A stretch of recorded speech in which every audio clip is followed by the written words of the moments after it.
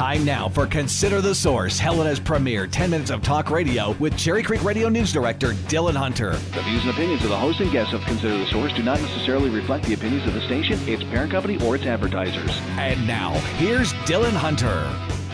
Concerning the current VA scandal, listen to this phone call.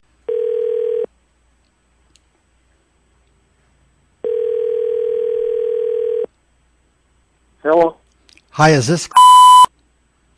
Yeah, this is. How you doing? Hi, I'm fine. How are you? Good. Sorry, I totally forgot you were going to call. Oh, that's okay. But yeah, I talked a little bit with.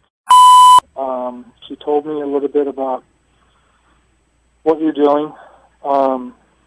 We do have some similar interests to deal with this.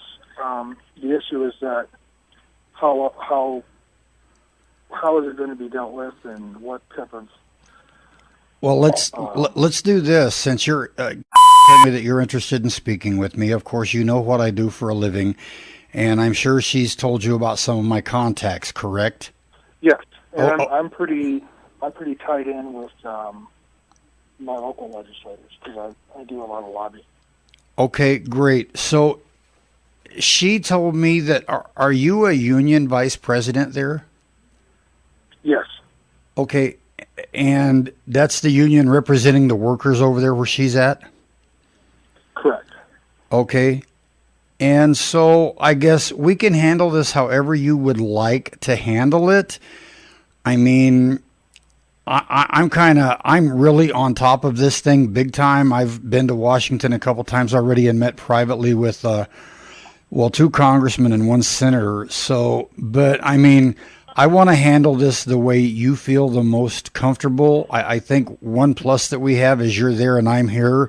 So that kind of takes the local media aspect of it out of the picture for you, which kind of gives you a bit more blanket of coverage. So knowing that as a union vice president representing VA workers for your region, have you been privy to allegations in that particular office from 2013 of sexual misconduct and retaliatory action over complaints? Oh, absolutely. I sat in on a deposition. Okay, and can you tell me about the deposition, please? The premise is what you stated, is that there was not only was there the harassment, there was some cover-up, there was direct or indirect retaliatory actions taken against those people that were strong enough women to actually stand up and speak the truth about their situation or their brother or sister's situation.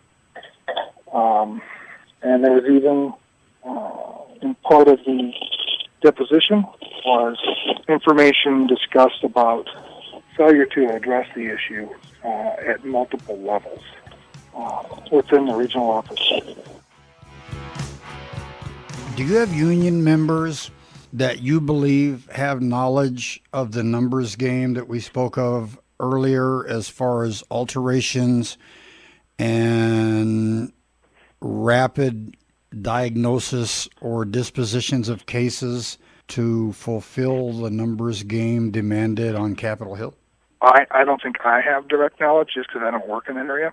I believe that the information I have heard about such instances could be easily verified or proven to be false just by somebody looking into it and making a determination of, well, how in the hell did you go from processing X amount of claims on average to processing twice that for 2 months in a row?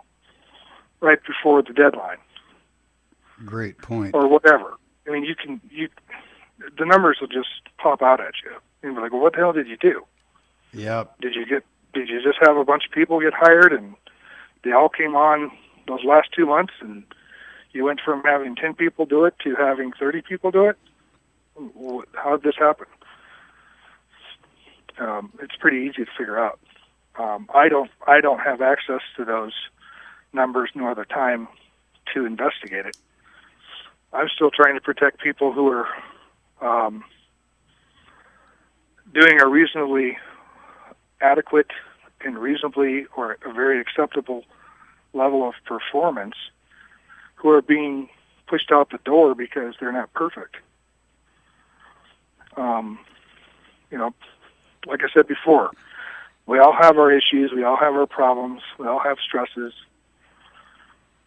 and there seems to be a zero-tolerance policy being pushed from Capitol Hill all the way down to your local regional office and to your local VA hospital, saying you better do better and you better do it perfect and you better do it faster because we need these numbers and we don't have the money nor the resources to deal with it, and I want my bonus.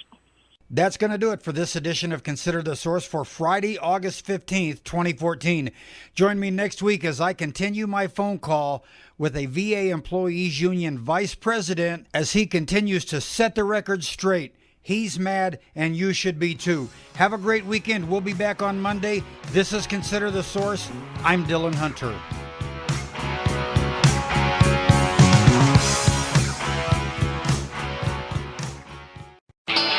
Come for the great talk shows. Stay for the local news and information. The capital city's news and information station is 1240 and 1340 AM.